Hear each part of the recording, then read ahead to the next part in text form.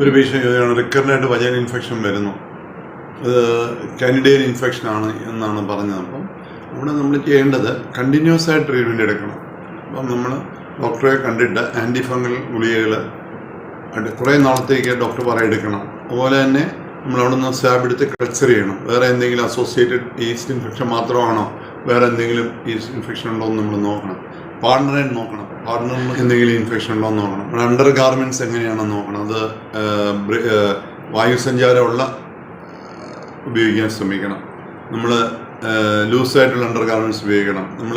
നമ്മുടെ എപ്പോഴാണ് ഇപ്പോൾ ഏതെങ്കിലും ഒരു പ്രസിപ്പിറ്റേറ്റിംഗ് ഈവൻ്റ് ഉണ്ടോ, പീരീഡുമായിട്ട് ബന്ധമുണ്ടോ, അല്ലെങ്കിൽ ലൈംഗിക ബന്ധത്തിൽ ഏർപ്പെട്ടതിന് ശേഷമാണ് ഇത് വരുന്നത്, ഇങ്ങനെയുള്ള കാര്യങ്ങൾ നോക്കണം. അടിവയറ്റി വേദനയുണ്ടോ എന്ന് നോക്കണം.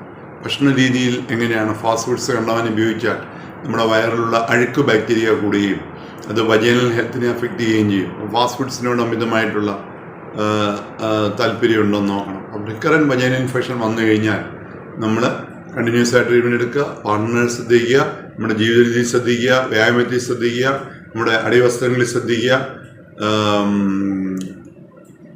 ഇതിനോടൊപ്പം തന്നെ വേറെ എന്തെങ്കിലും സെക്ഷൽ ട്രാൻസ്മിറ്റഡ് ഡിസീസസ് ഉണ്ടോ എന്ന് നമ്മൾ നോക്കേണ്ടതാണ്.